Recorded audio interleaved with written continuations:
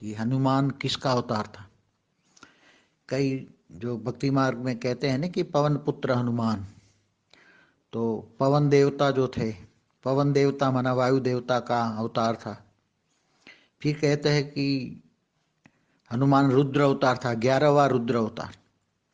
तो रुद्र तो शंकर को कहते हैं, भक्ति मार्ग वाले शिव शंकर को एक मानते हैं, तो शिव शंकर को रुद्र अवतार 11वां रुद्र अवतार है। तो उसमें होता क्या है कि जैसे पवन देवता है, तो पवन देवता ने एक सेल डाल के उसकी आत्मा बना दी और उसका जन्म हुआ, स्थूल शरीर बना। बाद में रुद्र रुद्र देवता माना शंकर महादेव ने अपना थोड़ा सा पावर उसकी आत्मा के अंदर डाला, तो वो रुद्र अवतार भी हो गया। उसकी आत्मा के अंदर और भी पावर ऐड हो गया उसकी आत्मा के अंदर। तो दो तरह के पावर हुए, एक पवन देवता का पावर और एक रुद्र का पावर, इसलिए रुद्र अवतार। मगर वास्तव में महादेव व हनुमान को उसी टाइम रामावतार के टाइम पर क्या था कि बेहद के बच्चों का बेहद का आकारी बाप छोटू राम को 15 लाख साल पहले धरती से ऊपर 500 किलोमीटर के गोले में रहकर वो 108 के साथ आकर वो धरती का ऑब्जर्वेशन कर रहा था। उसको ड्यूटी थी धरती पर का ऑब्जर्वेशन कि ये धरती क्या है, कैसे बनी है, ये कौन से तत्वों से बनी है, कैसे बनी है, क्यों बनी है, सारा ऑब्जर्वेशन करने को उसको दिया था। तो धरती पर आकर देखा उसने बड़े बड़े असुरों का राज था।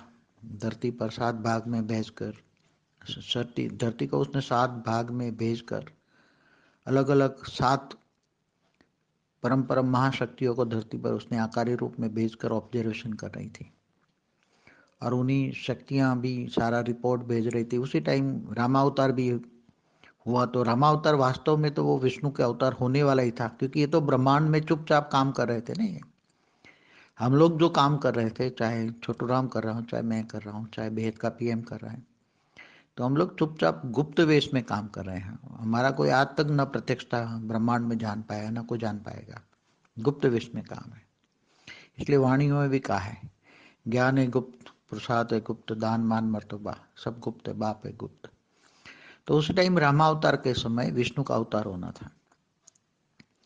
तो रावण को मारने के लिए जो विष्णु का अवतार होना था, तो विष्णु ने अपना एक पावर थोड़ा भेज दिया था, उससे रामावतार हुआ। फिर उसी टाइम जो कुछ लक्ष्मण का, भरत का, ये अलग अलग अवतार हैं, कोई ब्रह्मा ने भेजा, कोई नीचे अलग अलग, कोई आत्माओं ने मतलब देवताओं ने अलग अलग भेजा। तो हनुमान भी था उसी टाइम पर। तो हनुमान में जो ये 2 पावर थे, तीसरा पावर आया कि जो जैसे राम के अंदर भी पावर डाला, छोटू राम ने एक आकारी रूप अपने अंदर से निकाल कर एक पावर डाला, और राम के अंदर भी पावर डाला। तो छोटू राम का भी पावर मतलब बेहद के बाप का पावर उसमें राम के अंदर भी आया। ऐसी तरह सभी लक्ष्मण के अंदर भी किसी ने डाला। लक्ष्मण के अंदर जो छोटू राम है तो वो बलराम है, बलराम ने लक्ष्मण के अंदर पावर डाला, भरत शत्रुघ्न में भी डाला किसी न किसी।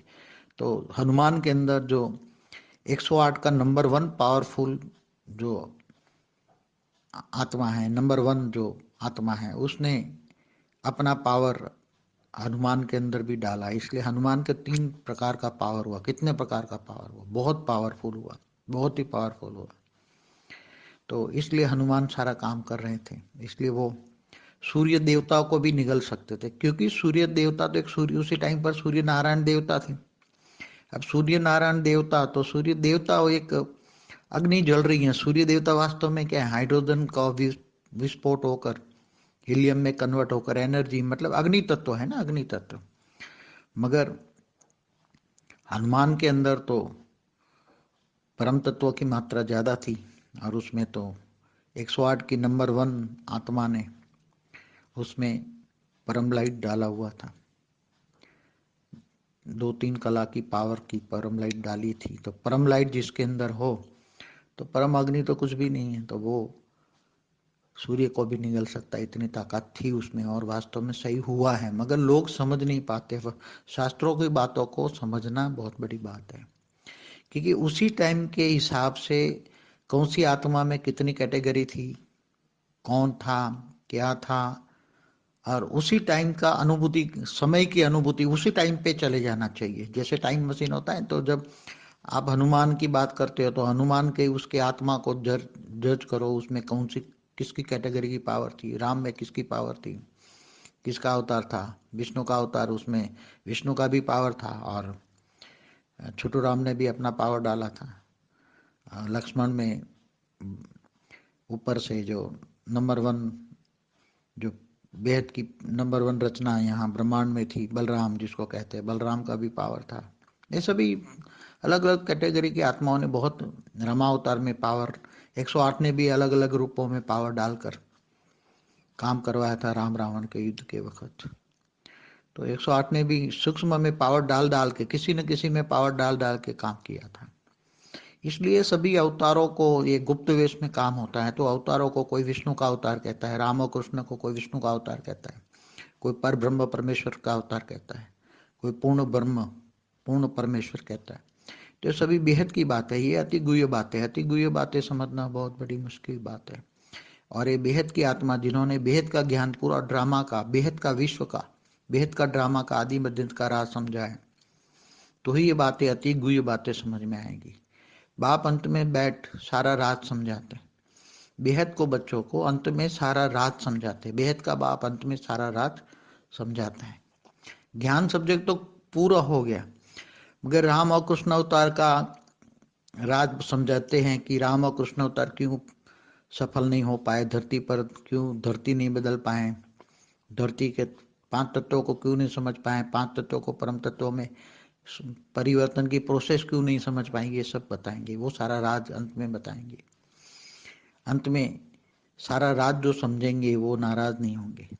तो बेहद का विश्व परिवर्तन का मूल जो है, ये धरती को, धरती के 5 तत्व क्यों बने, कैसे बने, और कैसे 5 तत्वों को परम तत्वों में कैसे परिवर्तन करें, ये सारी प्रोसेस ही ज्ञान का राज है। ये सारी ज्ञान की प्रोसेस ही ज्ञान का राज है। इसलिए ऑलमाइटी खुद स्वयं आया है कि 5 तत्वों की दुनिया क्यों बनी, दूसरी जगह तो नहीं है। ये पूरे मल्टीवर्स में 5 तत्व, जहाँ सोलर सिस्टम है वहाँ मृत्यु लोक है, 5 तत्वों की दुनिया माना मृत्यु लोक। और ये सारा राज समझने के लिए स्वयं गुप्त वेश में आता है, और गुप्त वेश में आकर सारा ऑब्जर्वेशन करता है सारा। इसलिए गंदे से गंदे गांव में, गंदे से गंदे घर में आता है। हमारा ब्रह्मांड जो भी, हमारा ब्रह्मांड तो 1 प्रकाश वर्ष का है, वो भी बहुत डर्टी था। हमारी गैलेक्सी भी सभी गैलेक्सियों में डर्टी है, और हमारा यूनिवर्स भी समर 16 कला से 0 कला में आ गया है।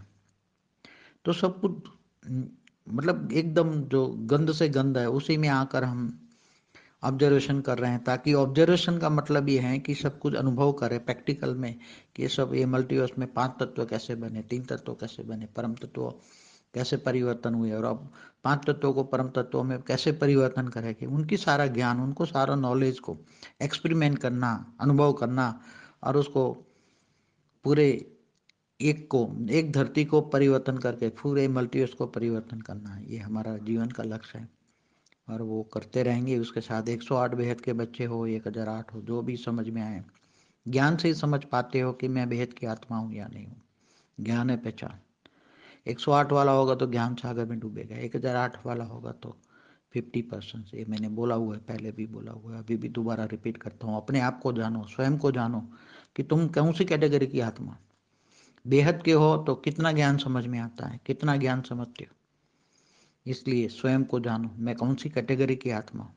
108 वाला हूँ, 1008 वाला हूँ, 16,000 वाला हूँ, 9 लाख वाला हूँ, या 33 कोटि देवता वाले भी थोड़ा कुछ समझ आएंगे। परम शांति।